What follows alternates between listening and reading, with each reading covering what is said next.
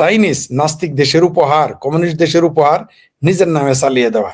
যেই চীন ইসলামকে মনে করে মানসিক ব্যাধি, দেখুন ইসলামকে মানসিক রোগ ও সংক্রামক মনে করে চীন।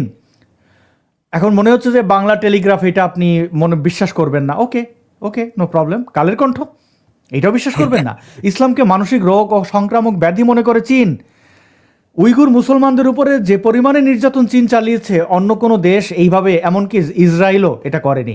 ইন জেনারেল মুসলমানদের, আমার সাথে একজন সহপাঠী আছেন উইগুর মুসলিম, আইগুল তার নাম, তার একদম পত্রিকা তো পড়েছে একদম প্রত্যক্ষ সাক্ষী, সে চীন থেকে পালিয়ে আসতে বাধ্য হয়েছে, একজন নারী, আমার বয়সেও বেশ বড়, তিনি তার জীবন দুর্বিষহ করে ফেলেছে।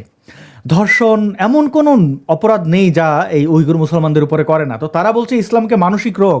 আপনারা এটা প্রথম আলো পড়লে এই নিয়ে যদি কারো কোনো সন্দেহ থাকে আপনারা গুগল করেন। প্রযুক্তির যুগে সত্য আর মিথ্যা যাচাই বাছাই করা খুব একটা কঠিন নয়। তাদের যে আল জাজিরা তো একই কথা বলছে। For China, Islam is a mental illness, Islam is a mental illness, এইটাকে সংশোধন করতে হবে।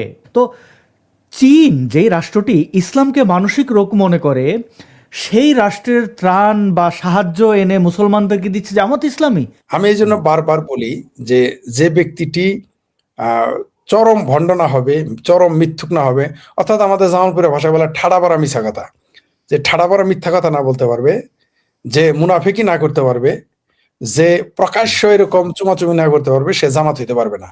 আর ওই যে টাকার দেখালেন মেরে দিয়েছে, আমাদের জামালপুরেও জামাতের যারা নেতা তারা ওই যে হাই হাই কোম্পানি বানিয়ে 1200 থেকে 1500 কোটি টাকা মেরে দিয়েছে। এটা তাদের স্বভাব।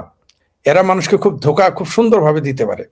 আর বাংলাদেশের মানুষেরও কিছু স্বভাব আছে, দাড়িওয়ালা টুপিওয়ালা দেখলে মনে করে খুব বালা, তারপরে ধরা খায় চিকরা চিকরি শুরু করে।